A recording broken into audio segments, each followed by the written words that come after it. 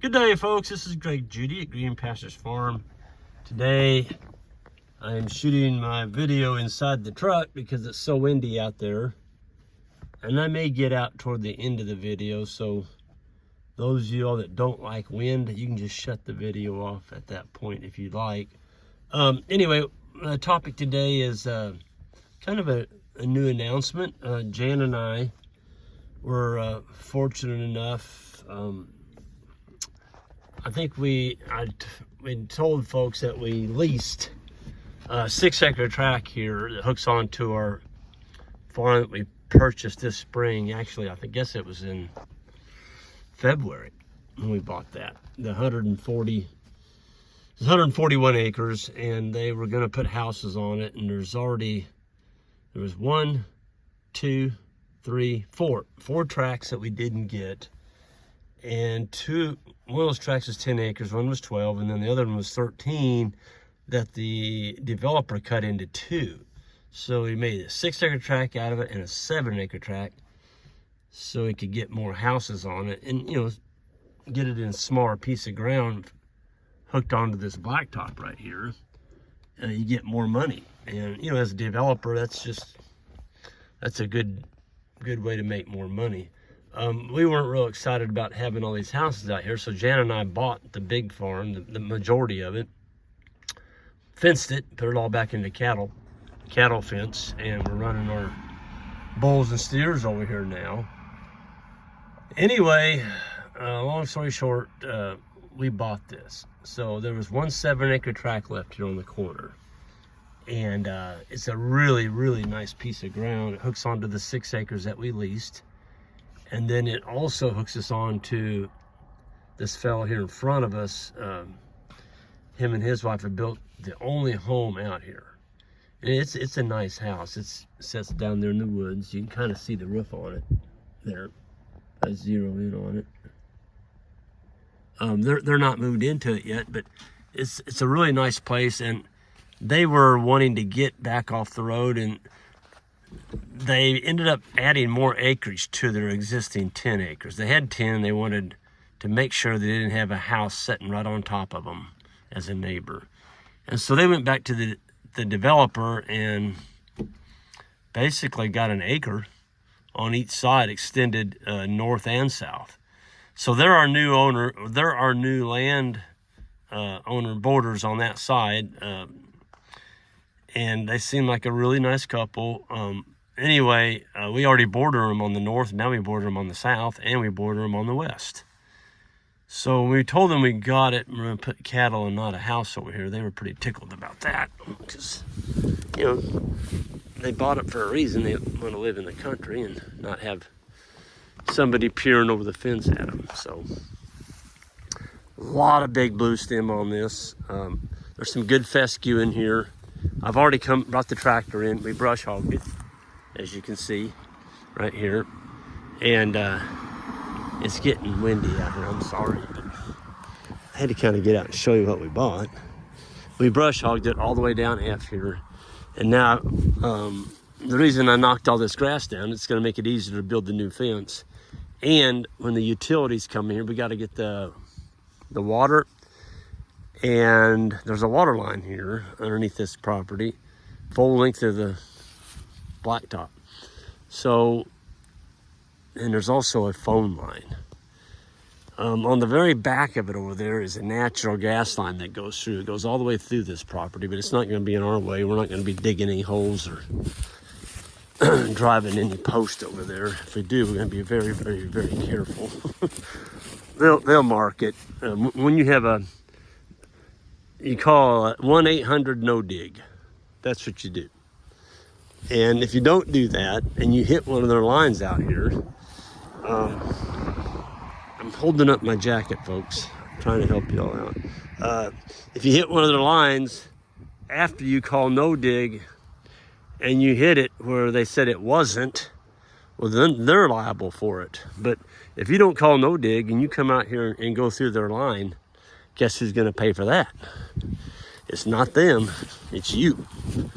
So there's actually a little driveway here. And so we don't even have to put a driveway in here. I'm trying to see if there's a culvert.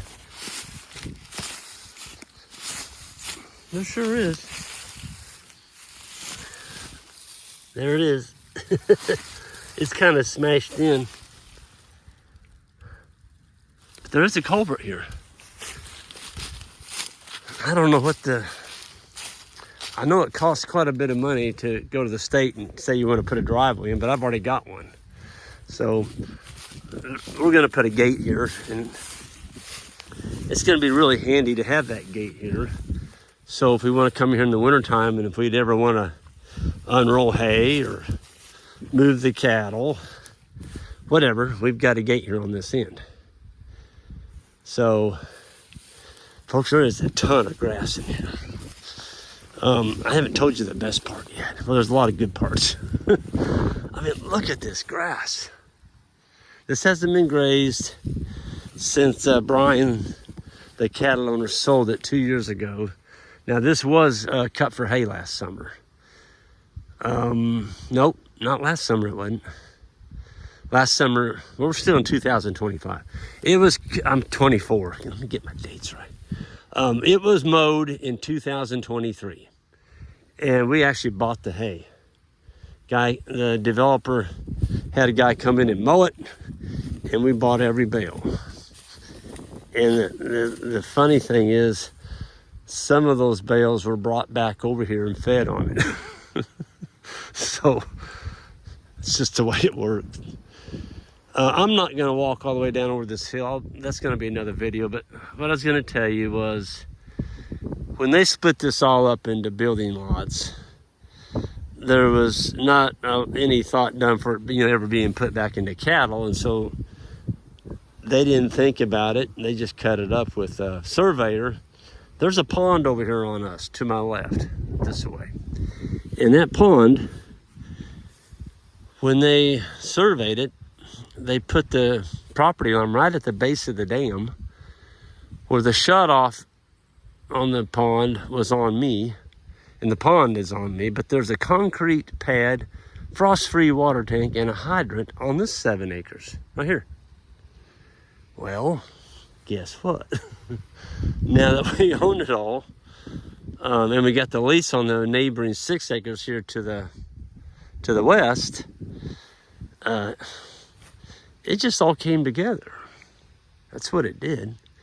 It just all came together. And so we're just really, really, really fortunate that the way it is. This is gonna save us. Oh my gosh, we could graze in here if we strip graze it with the bulls and the steers. My gosh, man, let's just put it this way, there's a lot of feed in here, and it's still got a lot of green in it. Are they gonna eat that old dry stuff? They'll eat some of it, especially when they're trying to eat the green. Well, you know what? There's a roadway right here. They drove somebody. Well, they had it for sale. There was people driving in here to look at it. And I don't blame them. If you want to buy something, you want to look it over. If you don't want to walk, you just drive. But look how tall this forage is, folks. There's a big old stump. I'm gonna get me a fire going on that dude. Boy, you hit that with a brush hog or a tractor or a four-wheeler, you're gonna feel that. But it's already rotten. It won't take long to burn that out. Man, that thing is solid though. I wouldn't want a lot of fire in here on it with all this vegetation around it. That looks like a good summer project. Maybe we can get all this grazed off. There's a few little cedars in here, nothing that a pair of loppers won't take care of. It's got a little bit of timber on it. I did jump a couple of does out of here the other day. One of them looked like a mule deer, she was so big. I'm gonna keep following this road down through here. Yeah, they drove all the way down in this valley. I'm glad it was dry when they did this, or they'd have left ruts. our property line is over on that other ridge. It's going down through there between me and the landowner, the neighboring landowner. That's what they did. They went down this ridge and made a circle and came back out of here.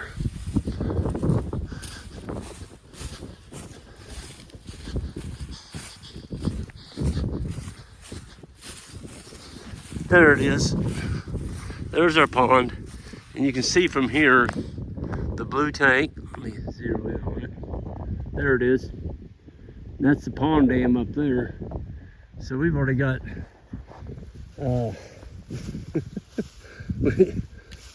we got to repair it. That's the spot that Joel jumped in the hole when we were digging that, trying to cap it. Because what was happening, folks, that water tank was leaking. And rather than drain our pond from another man's tank, we couldn't come over on this side to fix it because we didn't own it. But we could cap it. So the shut off on it was froze up. You couldn't shut it off and you couldn't turn it on. So we ended up putting a new valve on it.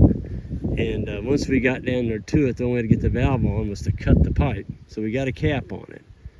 So Johnny, old buddy, old pal, he's my mini hoe guy.